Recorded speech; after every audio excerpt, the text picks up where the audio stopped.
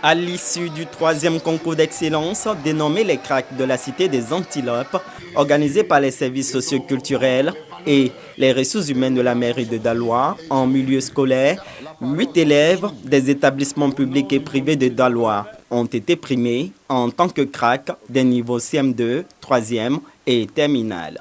Nous tous, nous savions que le niveau des enfants était tellement bas, et donc j'étais en train de réfléchir en tant qu'acteur qui gère également le domaine de l'éducation au niveau de la commune, comment je peux apporter ma pierre pour aider également l'éducation au niveau de la commune à se relancer. Le parrain de cette 3e édition, Akoto Asamoah, a expliqué le sens de son engagement à soutenir cette activité lorsqu'il a été sollicité.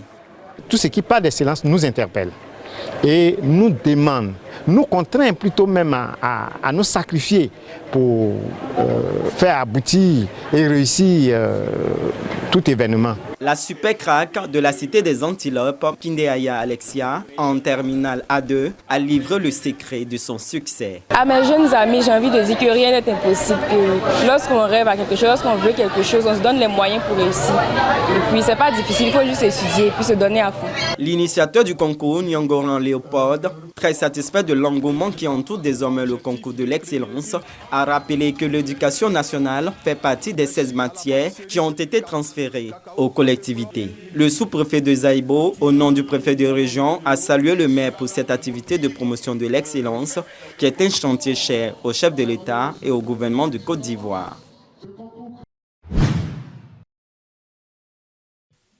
À l'initiative de l'organisation syndicale des enseignants du primaire public de Côte d'Ivoire, les enseignants de la ville de Séguéla sont honorés. Une célébration qui a sa 2e édition. Occasion pour ces éducateurs de prendre une pause et de mener la réflexion sur les acquis au terme de l'année scolaire. Le travail de l'enseignant est tellement pénible. Donc il est intéressant, il est important de terminer toujours l'année scolaire en beauté pour que les enseignants du Worodou qui sont en majorité venant d'ailleurs puissent encore avoir la force, le courage de revenir travailler, enseigner les enfants d'autrui l'année prochaine. Pour ces acteurs du système éducatif de la région du Worodougou, l'insuffisance du nombre d'enseignants constitue un défi à relever et le conseil régional entend apporter son soutien. Ils ont reçu une formation de qualité pour amener, comme eux-mêmes le disent, remplir les mémoires vides. Il s'agit de la formation de nos enfants qui tient à cœur au ministre Bouaké Fofana. Donc il n'y avait pas d'autre solution que d'être à cette cérémonie. Créé en 1994, l'OZEPSI a pour mission de défendre les intérêts des enseignants du primaire public et surtout œuvrer pour l'amélioration de leurs conditions de vie et de travail.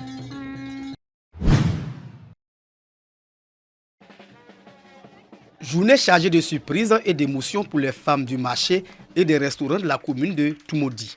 Ces mères commerçantes et tenancières de maquis sont honorées par l'un de leurs fils, Roger Aka. Par ce geste, le donateur traduit sa reconnaissance à ses mamans qui se battent sous le soleil et la pluie afin d'assurer un meilleur avenir de leurs enfants. Je vois la souffrance de nos mères des fois qui ont perdu leur mari, qui n'arrivent pas des fois à s'occuper de leurs enfants. Et j'ai tenu à faire plaisir à mes mamans en faisant des kits pour elles. Une marque de reconnaissance appréciée par ces mères tirées sur le tas. La surprise est de taille. J'ai dit merci à M. Aka et à toute son équipe. Vraiment merci. Merci pour tout ce qu'ils font pour la population de Toumoudi. Aujourd'hui, c'est un grand jour pour moi. Il nous a offert cette marmite à l'occasion des fêtes des mères, donc je lui dis un grand merci. Ces bénéficiaires reçoivent des kits alimentaires, des bouteilles de gaz, des mixeurs et des complets d'épargne. Le donateur compte accompagner les mamans dans le financement d'activités génératrices de revenus. Une opportunité pour permettre aux femmes de se prendre en charge.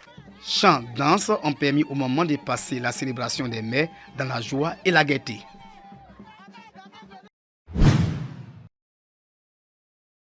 C'est l'espace Baron de Bayota qui a servi de cadre pour la célébration des braves femmes du canton Nekedi, localité située dans le département de Gagnoa, région du Gor. Plus de 200 femmes, issues de différentes communautés et associations confondues, ont été honorées. Une initiative de Haïlé Zaya, cadre de la région. Il faut dire que nos mamans représentent beaucoup et elles ont tellement fait Et cette année, on n'a pas voulu dépasser ce moment sans vraiment rendre véritablement hommage à nos mamans. Ces femmes n'ont pas manqué d'exprimer leur gratitude aux donateurs. Mon fils Zaya Aïlé, que Dieu le bénisse abondamment. On se sent heureuse. Aujourd'hui, c'est notre fête de mère. En tout cas, que Dieu le bénisse. Moi, tout ce que je peux dire à nos mamans, nos soeurs, petites soeurs, grandes soeurs, vraiment qu'on fasse des associations pour que vraiment on puisse faire au moins des tontines pour faire nos commerces pour être indépendante. Être indépendante, c'est être libre, autonome. Tu ne peux pas quand même attendre ton mari pour régler un petit souci de 10 000 francs dans ta famille. Toi, la femme, tu donnes. Et puis tu dis à ta famille, c'est mon mari qui a donné. 2 artistes du terroir ont reçu chacun un trophée d'encouragement pour la joie qu'ils apportent dans le cœur des populations. La célébration de la fête des mères dans le canton Nekedi a été animée par plusieurs concerts artistiques. Voici déjà 50 ans qu'a été mis sur pied la génération Etienne Dogbo du village de Grand Jack, localité située à environ 5 km de Jacquesville. Pour célébrer ce jubilé d'argent, plusieurs cadres et fils de la région étaient présents. C'est ça la racine de l'Africain. Et donc vous comprendrez mieux que nous avons certes la tête dans le modernisme, mais nos pieds restent dans la tradition. Lors de leurs interventions, les différents parrains de la génération Etienne Dogbo ont salué l'esprit de solidarité et de collaboration entre les communautés villageoises de la région des Grands Ponts, les invitant à s'impliquer activement dans une politique de développement local. Nous sommes là pour les aider à promouvoir la culture du milieu. Cela permet de construire la cohésion, cela permet de retrouver notre élan de développement. Chants, danses, témoignages ont meublé ces festivités qui ont enregistré la participation de la génération Bois-Bognan du village voisin d'Ada, ainsi qu'une forte délégation de la génération Djouman de Débrimou du département de Dabou. Village mère du pays Aladjan, les festivités se sont poursuivies sur les sites touristiques de Grand Jack, en bordure de mer.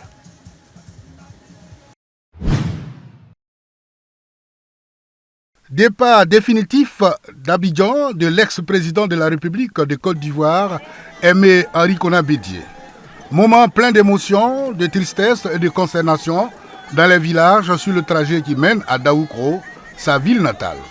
De son vivant, le président Henri Konan Bédié ne pouvait pas traverser ces villages sans marquer d'escale. C'est donc le sens de tous les arrêts effectués par le cortège de sa dépouille mortelle.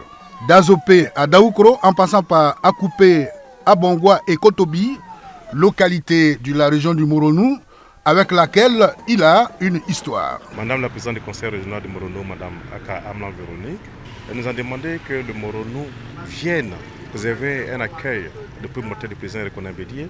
À l'époque, quand le président Bédié était ministre de l'économie et des finances, ensuite président de l'Assemblée nationale, toutefois que le président Bédié est de passage pour Daoukro, marqué un arrêt au coup de frein. Le coup de frein, et il avait pour ami l'un des premiers chefs de Kotobi. Voyez-vous, la ville de Kotobi est bitumée et c'est grâce à la présidence de Konan Bédié. Le cortège après Abongwa arrive à Kotobi. Il est 14 heures. Ici, les populations des départements du Moronou ont marqué une mobilisation avec la sortie de plusieurs danses du terroir venues lui rendre un dernier vibrant hommage.